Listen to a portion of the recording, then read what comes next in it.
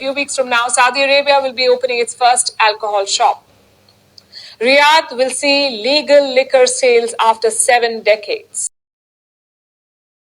Saudi Arabia is set to open its first alcohol shop. Alcohol, as is well known, is forbidden in Islam, but nearly every Muslim country has found ways and means to enable non-Muslims to drink and perhaps looked the other way if Muslims broke their law.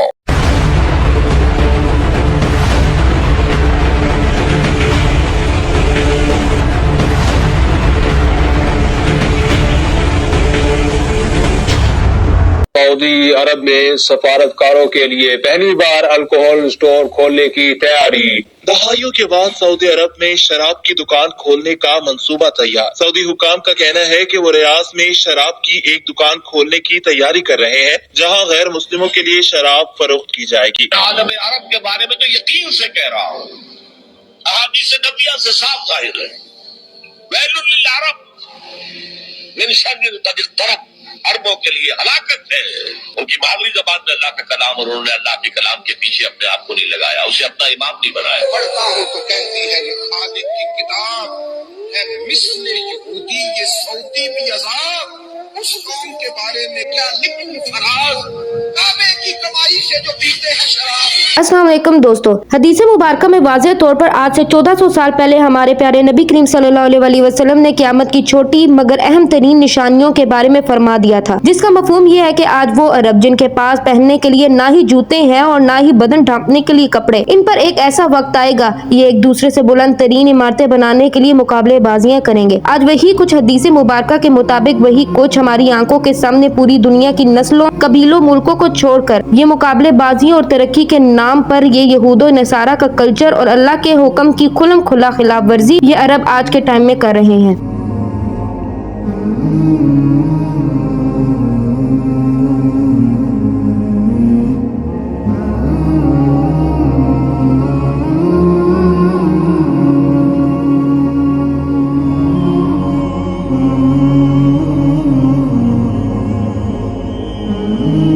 चाहे दौलत और technology के मामले में America, China, Japan पूरी दुनिया से आगे हैं, लेकिन आज भी दुनिया की सबसे ऊंची इमारत बुर्ज खलीफा दुबई में मौजूद है, जो कि 828 मीटर ऊंची है। मगर इसका रिकॉर्ड तोड़ने के लिए भी सऊदी अरेबिया के शहर जद्दा में जद्दा टावर की कंस्ट्रक्शन चल रही है, जो कि पूरे 1 किलोमीटर ऊंची दुनिया की सबसे ऊंची इमारत होगी। ऊंची इमारतों से मुराद यकीनन दुनियावी तरक्की के लिए दीन की तालीमात को छोड़ देना ही मुराद था, क्योंकि आज के टाइम के अंदर ये बुलंद इमारतें, इंफ्रास्ट्रक्चर किसी भी मुल्क की तरक्की और ये बताने के लिए कि ये मुल्क कितना मॉडर्न और एडवांस है इंतहाई जरूरी है। वरना आज के टाइम के अंदर सऊदी अरेबिया, दुबई या यूएई के अंदर से बुलंद तरीन इमारतों और इंफ्रास्ट्रक्चर को निकाल दे तो सिर्फ कुछ सहरा ही रह जाता है। देखिए, दुनियावी तरक्की कोई बुरी बात नहीं है, लेकिन इसकी खातिर अपने दीन और कुरान को पीठ के पीछे डाल देना ये एक इंतहाई खतरनाक मामला है, जिसकी पेशन गोई रसूल सल्लल्लाहु अलैहि वसल्लम ने आज से 1400 साल पहले ही कर दी थी। सऊदी अरेबिया के अंदर मोहम्मद बिन सलमान VN20 के तहत इस मुकद्दस सरजमीन को वेस्टर्न या मगरिब के कल्चर के तर्ज पर बदल चुका है। जी हाँ, आज इसका आप तसव्वुर भी नहीं कर सकते। अल्लाह के हर उस वाज़ेह हुक्म के खिलाफ जाकर जो उसने कुरान और हदीस के अंदर मौजूद रखा है, फिर चाहे वो म्यूजिकल कॉन्सर्ट्स हो या फिर सिनेमाज या फैशन शोज या वल्गर बीचेस, जुए खाने या फिर शराब खाने ही क्यों ना हो। जी हाँ, सऊदी अरेबिया के अंदर बाकायदा 70 साल के बाद शराब खाना खोलने की बाकायदा इजाजत दे दी गई है। अस्तगफिरुल्लाह।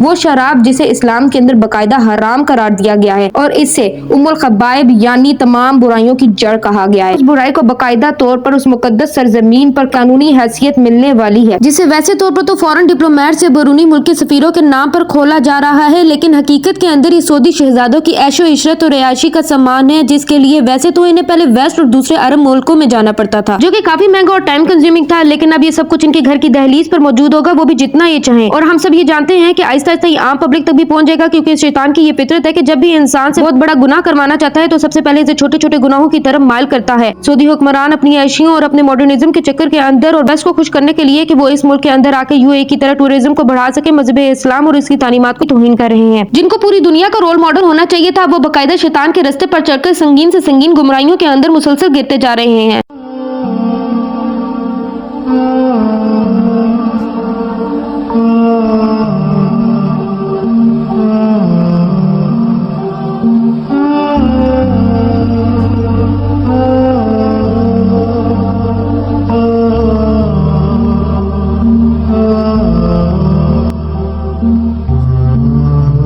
सल्तनत के जवाल की ये बड़ी निशानी होती है, क्योंकि आप तारीख खुद उठा के देख लें तो हर किसी बड़ी सल्तनत का जवाल बिल्कुल इसी तरीके से हुआ था कि उस बड़ी सल्तनत के हुक्मरान अपनी ऐशों और अपने ऐशो इशरत के अंदर पढ़कर हर चीज से गाफिल हो गए। और अरबों के जवाल का मतलब है कि एंड ऑफ टाइम, यानी कि क़यामत से पहले के हालात, जिसकी पेशन गोई आप सल्लल्लाहु अलैहि वसल्लम ने आज से 1400 साल पहले ही फरमा दी थी। मिसाल के तौर पर आप सल्लल्लाहु अलैहि वसल्लम ने फरमाया था कि एक वक्त आएगा कि जब अरब के खुश पहाड़ सब्जे में तब्दील हो जाएंगे, जो कि आज से 1400 साल पहले सोचना ही अपने अंदर इंतहाई ही मुश्किल काम था कि ऐसा कैसे पॉसिबल है। लेकिन आज से 1400 साल के बाद हम वो पहली नस्ल हैं जो कि इस पेशन गोई को पूरा होते हुए अपनी आंखों से देख रहे हैं, क्योंकि मक्का के आसपास मौजूद इवन के हरम काबा के पास मौजूद हजारों सालों से खुश पहाड़ बारिशों की वजह से सब्जे में तब्दील हो चुके हैं, जैसा कि आप इस वीडियो में देख सकते हैं।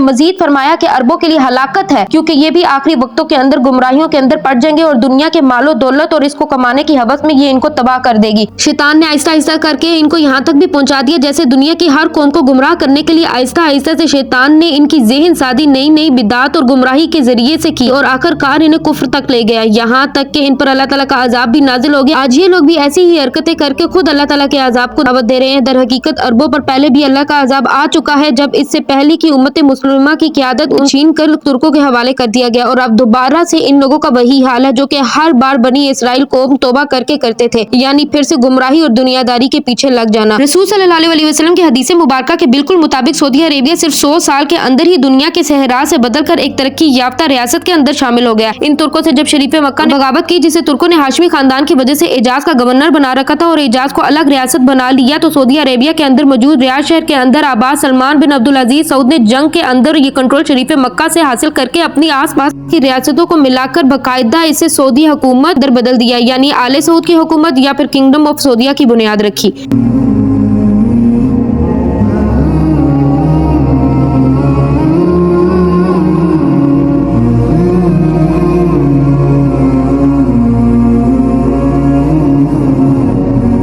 1940 के अंदर पहली बार जब इस अरब सरजमीन पर तेल की दरियाफ्त हुई तो सब कुछ बदल गया। 1976 में यहाँ पर ऐसी तरक्की की दौड़ शुरू हुई जिसने सब कुछ बदल कर रख दिया था। सऊदी अरेबिया में शराब को 1951 में पहली बार बैन किया गया था और इसके पीछे भी एक मुकम्मल कहानी है। दरअसल मामला यह है कि आले सऊद के एक बेटे जिसका नाम प्रिंस मशहाब अल सऊद था और ये सिर्फ उस वक्त 19 साल का था, ब्रिटिश फॉरेन डिप्लोमेट्स की एक पार्टी अंदर ये नशे के अंदर धुत मौजूद था। इसके सामने ब्रिटिश वाइस काउंसलर भी मौजूद था। जब इसने ब्रिटिश डिप्लोमेट से मजीद शराब मांगी और जब इसने मजीद शराब देने से इनकार कर दिया कि आप तो पहले ही नशे के अंदर मौजूद हैं, तो इस वजह से शहजादे को गुस्सा आ गया और उसने अपनी गन निकाली और उस पर गोलियों की बौछार कर दी। किसी भी मुल्क के सफीर को कत्ल करना इस मुल्क पर हमला शुमार होता है, लिहाजा मजबूर होकर अब्दुल अजीज सऊद ने अपने ही बेटे को पकड़वा कर उम्र कैद की सजा दिलवा दी। इस वाक़े के बाद इस रियासत में मुकम्मल तौर पर शराब को बैन कर दिया गया। अब ऑयल क्योंकि एक नॉन रिन्यूएबल सोर्स है जो कि एक ना एक दिन तो खत्म हो जाना है, लिहाजा सऊदी बादशाह जो कि दौलत और ऐशो इशरत के आदी हो चुके हैं और यूएई की तरह इसे भी टूरिज्म प्लेस बनाना चाहते हैं ताकि इस मुल्क की आमदनी कभी ना खत्म हो और ये टूरिज्म पर शिफ्ट हो जाए। और इसी तारीखी के सफर पर VN 2030 के तहत आज 70 साल के बाद पहला शराब खाना ऑफिशियली तौर पर बहुत जल्द खुलने वाला है, जिसे बाजार तो फॉरेन डिप्लोमेट्स को सहूलियात देने के बहाने रियाद शहर के डिप्लोमेटिक क्वार्टर के अंदर खोला जा रहा है, जो कि एक ऑनलाइन एप्लीकेशन के जरिए इजाजत नामा लेकर इसको हासिल कर सकेंगे। और बिल्कुल इसी तरह से गैर मुल्की और गैर मुस्लिम भी एक मखसूस कोटा यहाँ से ऑनलाइन एप्लीकेशन के जरिए से खरीद सकेंगे और जिसे सऊदी वजारत खारजा कंट्रोल करेगी। इस खबर को रॉयटर्स जो कि एक इंटरनेशनल मीडिया न्यूज एजेंसी है, इसने कंफर्म किया है। पिछले 70 साल से सऊदी अरेबिया के अंदर फॉरेन डिप्लोमेट्स आ रहे हैं, लेकिन यहाँ पर किसी भी किस्म की शराब के बगैर इनकी मौत तो वाकई नहीं हुई। बात पिछली सारी बताई गई डिटेल्स का सबूत है कि ये सिर्फ सऊदी शहजादों की ऐशो इशरत का सामान है जो कि आम पब्लिक तक भी जल्द अज जल्द पहुंच जाएगा।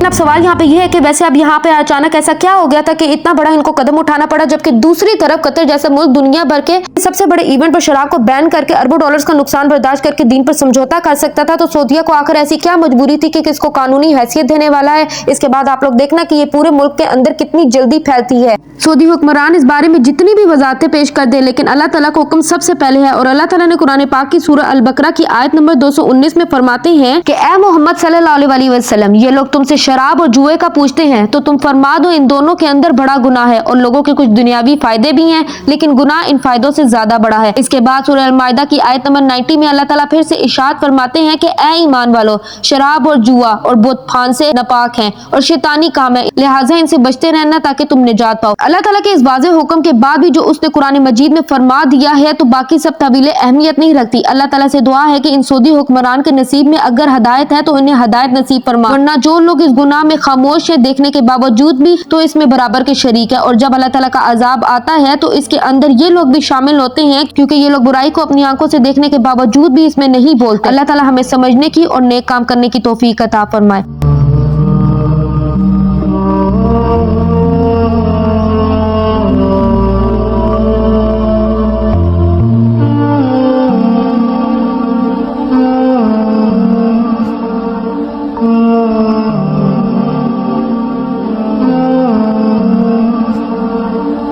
बाकी आप इसके बारे में क्या कहते हैं, अपनी राय जरूर कमेंट सेक्शन में दीजिएगा। और आप लोगों को ये वीडियो कैसी लगी बताना ना भूलिएगा। अपना ख्याल रखिएगा, दुआ में याद रखिएगा और सब्सक्राइब करना ना भूलिएगा ताकि आप लोगों को इसी तरह की अमेजिंग सी वीडियोस मिलती रहें। अल्लाह हाफिज़।